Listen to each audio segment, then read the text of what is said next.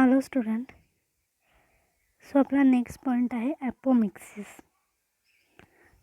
ॲपोमिक्सिस म्हणजे काय असतं तर तिथे मेल अँड फिमेल गॅमेटचं फ्युजन न होता एम्ब्रिओची डेव्हलपमेंट होते, त्याला ॲपोमिक्सिस म्हणतात. Apomixis refers to development of seed without sexual fusion, that is fertilization. Okay.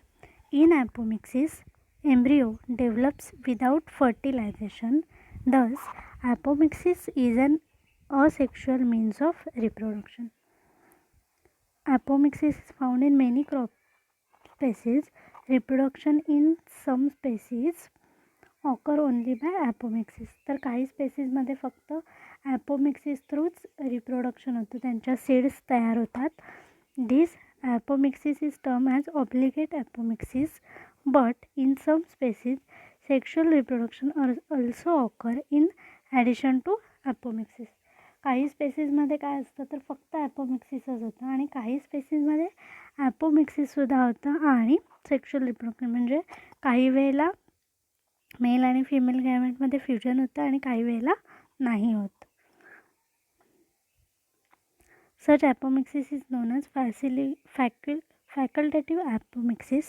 There are 4 types of apomixis: wise, parthenogenesis, apogamy, apospory, and adventative embryony. First आहे parthenogenesis.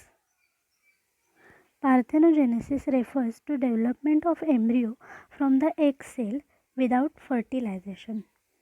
पार्थेनोजेनेसिसमध्ये काय होतं, जी एग सेल असते ती develop होते seed जे embryo असतं त्याच्यामध्ये, embryo सॅकमध्ये जी egg sale असते ती डेव्हलप होते विदाऊट फ्युजन किंवा फर्टिलायझेशन.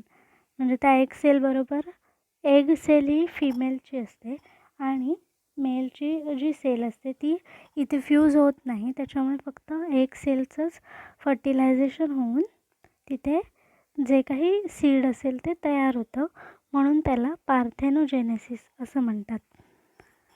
त्याचे 2 टाईप्स आहेत, हॅप्लॉईड अँड डिप्लॉईड. हॅप्लॉईड म्हणजे काय असणार आहे, जिथे सिंगल सेलपासून होतं आणि डिप्लॉईडमध्ये 2 सेल्सपासून होतं. When the embryo develops from haploid egg cell, it is known as haploid parthenogenesis. म्हणजे सिंगल एग सेलपासून जेव्हा होतं त्याला तेव्हा काय म्हणतात, haploid parthenogenesis. The plant which develop from such embryos are haploid and sterile. Haploid parthenogenesis is found in Solanum nigrum. Sometimes embryo sac develops without reduction division. Such embryo sac and all cells within are diploid. तर काहीमध्ये काय असतं, deployed cells असतात आणि त्या पुढे पुढे divide होऊन त्यांच्यापासून जी सीड असेल त्याचं प्लांट असेल ते तयार होतं. तर इथे कॉजेस सांगितले, पार्थेनोजेनेसिस का होतं म्हणजे मेल आणि फिमेल गॅमेटचं फ्युजन का होत नाही ह्याचे रिझन्स सांगितलेत किंवा कॉजेस सांगितलेत. The main causes include first, inability of the pollen tube to discharge content inside the embryo sack.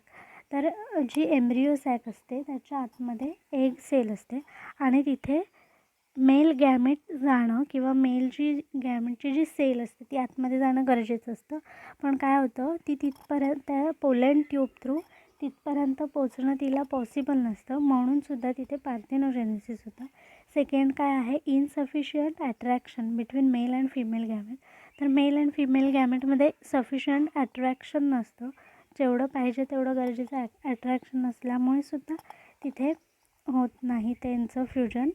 Early degeneration of sperm, very long style, short pollen tube असे वेगवेगळे रिझन्स आहेत. त्यानंतर slow rate of pollen tube growth, जी pollen ट्यूबची growth होते ती slow असल्यामुळे काय होतं तर तो गॅमेट जो आहे ते पुढे ट्रान्सफर होईपर्यंतच तो किल होऊन जातो. असे वेगवेगळे रिझन्स आहेत कसले तर पार्थेनोजेनेसिसचे. त्यानंतर सेकंड आहे apogamy. The origin of embryo from either synergid और antipodal cell of the embryo sac is called as apogamy. तर एक डायग्राम दाखवते तुम्हाला. अशा पद्धतीची एक सेल असते. त्याच्या आतमध्ये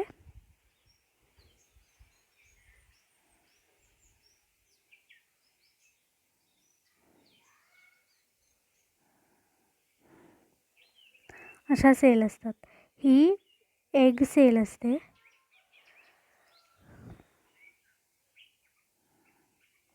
इथे असतात त्या सिनर्जिड सेल असतात.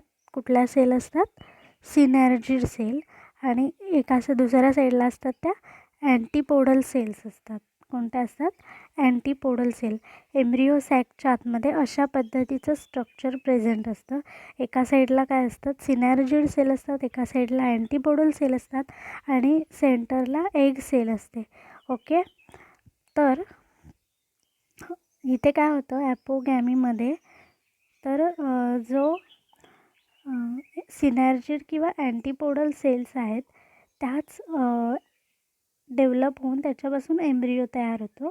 तर त्याला ॲपोगॅमी म्हणतात. नॉर्मली काय होतं, ही जी एग सेल असते त्याच्यापासून एम्ब्रिओ तयार होतो. पण आता याच्यामध्ये काय होतं ॲपोगॅमीमध्ये, तर इथे ज्या अँटीपोडल किंवा सिनर्जिड सेल्स आहेत तर त्या सेल्सपासून पुढे जो एम्ब्रिओ आहे तो तयार होतो, म्हणून त्याला ॲपोगॅमी असं म्हणतात. तर इथे ह्याचे पण सेम 2 टाईप्स आहेत, हॅप्लॉइड ॲपोगॅमी अँड डिप्लॉइड ॲपोगॅमी. जसं की इथे 3 सेल आपल्याला दिसतात. त्यातली एक सिंगल सेलपासून एम्ब्रिओ तयार झाला की हॅप्लॉइड ॲपोगॅमी, किंवा 2 सेलपासून तयार झाला तर त्याला डिप्लॉइड ॲपोगॅमी असं म्हणतात. तर हे काय झालं? ॲपोगॅमी. त्यानंतर आहे ॲपोस्पोरी. हे apospory, first diploid cell of ovule lying outside the embryo sac develop into another embryo sac without reduction. The embryo then develop directly from the diploid egg cell without fertilization. तर ह्याच्यामध्ये काय होतं, एका embryo सॅकमध्ये अजून एक दुसरी embryo sack तयार होऊन त्याच्या आतमध्ये एम्ब्रिओ तयार होतो आणि त्या एम्ब्रिओपासून फर्टिलायझेशन न होता तिथे एम्ब्रिओची डेव्हलपमेंट होते. त्यामुळे ह्या टाईपला काय म्हणतात? ॲपोस्पोरी. काय होतं याच्यामध्ये, एका एम्ब्रिओ सॅकच्या बाजूला दुसरा एम्ब्रिओ सॅक तयार होते. काय म्हटलं मी? एका एम्ब्रिओ सॅकच्या बाजूला दुसरी एम्ब्रिओ सॅक तयार होते आणि तिथे त्या एम्ब्रिओ सॅकमध्ये एम्ब्रिओ डायरेक्टली डेव्हलप व्हायला सुरुवात होतो. आणि अशा टाईपच्या ह्याला काय म्हणतात? ॲपोस्पोरी. 2 टाईप्स आहेत त्याच्यामध्ये, generative apospory and somatic apospory. Okay. आणि लास्ट आहे ॲडव्हेंटिव्ह एम्ब्रियोनी किंवा ॲडव्हेंटेटिव्ह एम्ब्रियोनी असं सुद्धा म्हणतात. The development of embryo directly from the diploid cell of ovule outside the embryo sac. काय म्हटलं आहे? The development of embryo directly from diploid cell of ovule outside the embryo sac belonging to either nucellus or integument is referred as adventative embryony. तर जी embryo sack असते, तर जसं की म्हटलं ही एम्ब्रियो सॅक आहे, त्याच्या बाजूने स्ट्रक्चर असतं.